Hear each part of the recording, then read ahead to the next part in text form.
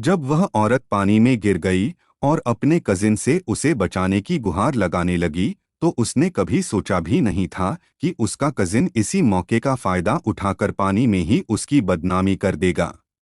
बहन, मैं तुम्हारी जिम्मेदारी लूंगा। बस इसी एक वाक्य के साथ उस औरत की पवित्रता नष्ट कर दी गई। इसके बाद उसकी मौसी ने जबरदस्ती उसकी शादी उसी कजिन से करा दी। इतना ही नहीं, मौसी ने यह भी तय किया कि शाओगुआंग उस कजिन की जगह परीक्षा देगा। किसी को उम्मीद नहीं थी कि शाओगुआंग सच में यह करेगा। परीक्षा पास होने के बाद उस आदमी ने उस औरत से शादी कर ली, लेकिन उसे अपनी ही बहन से जलन होने लगी। उसे यह बात बर्दाश्त नहीं हुई कि उसकी बहन ने उससे शादी कर ली है। ईर्ष्या में अंधा होकर उसने अपनी ही बहन की हत्या कर दी। सार्वजनिक जगह पर उसने उस पर हमला कर दिया। तुम मेरे साथ ऐसा क्यों कर रहे हो? उसी पल शाओगुआंग ने अपने बालों की पिन निकाली और पूरी ताकत से उसकी गर्दन में घोंप दी। आखिरकार दोनों की मौत हो गई। लेकिन किसी ने नहीं सोचा था कि दोनों को दोबारा जीवन मिलने वाला है। पिछले जन्म में जब शाओगुआंग को उसी आदमी ने पानी में धक्का दिया था, इस जन्म में उसने खुद ही पानी में छलांग लगा दी। उसका इरादा था कि कजिन उसे बचाए ताकि उसकी शादी उससे हो जाए। जल्द ही वह आदमी वहां आ गया और पानी में डूबती औरत की आवाज सुनाई दी, मुझे बचाओ भाई, मुझे बचाओ। इस बीच शाओगुआंग छिप गया। वह इस जन्म में उस आदमी से शादी नहीं करना चाहता था। आदमी ने आवाज सुनी और पानी में कूद पड़ा। उसे लगा कि पानी में गिरने वाली शाओगुआंग है, क्योंकि शाओगुआंग एक मशहूर औरत थी। अगर वह उसे बचा लेता तो उसका भविष्य सुनहरा हो सकता था। इसी सोच में उसने पानी में गिरी औरत की इज्जत लूट ली।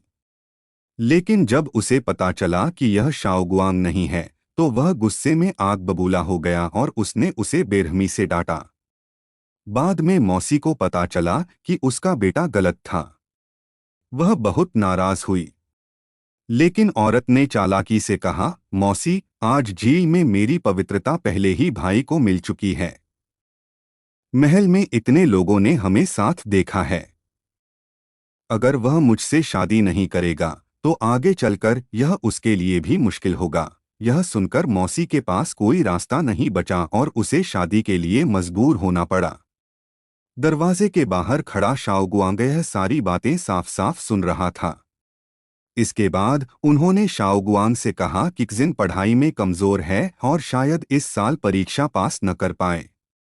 शाओगुआंग उनकी चाल समझ गया। उसने सोचा, खुद फंसने से बेहतर है कि एहसान बेच दिया जाए। उसने कहा कि वह कजिन की जगह परीक्षा देगा। यह सुनकर सब हैरान रह गए। असल में शाओगुआंग का मकसद अपने पिता के पुराने केस की सच्चाई जानना था।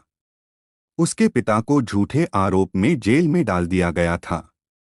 शाओगुआंग जानता था कि जिन चाहे कितना भी बड़ा अफसर बन जाए, वह उसके पिता को नहीं बचा सकता। सच जानने के लिए उसे खुद शाही अकादमी जाना होगा। वहीं उसकी मुलाकात युवराज, क्राउन प्रिंस से हुई। पिछली बार भी जब उसे कुछ गुंडे तंग कर रहे थे, तभी युवराज ने उसकी मदद की थी। इत्तेफाक से दोनों की फिर मुलाकात हुई। युवराज ने उसे पहचान लिया। शाओगुआंग ने युवराज से कहा कि वह दरबार में अधिकारी बनना चाहता है और इसके लिए उसे उसकी मदद चाहिए। बदले में वह युवराज के लिए एक हथियार बनने को तैयार था। जब युवराज हिचकिचा रहा था, तो शाओगुआंग ने उसकी चाय की ओर इशारा किया, यह कियानजुकु दवा है। इसे पीने से आदमी चल भी नहीं पाता। युवराज ने चाय जमीन पर गिरा दी और एक चिड़िया ने उसे पी लिया। चिड़िया सच में बेहोश हो गई। तभी युवराज मान गया। उधर कजिन और उसकी मां खुशियों में डूबे हुए थे। उन्हें पूरा यकीन था कि वे टॉप करेंगे। यहां तक कि वे शाओगुआंग को मारने की योजना भी बना रहे थे। जब नतीजे घोषित होने वाले थे, सब लोग शाओगुआंग को देखकर चौंक गए।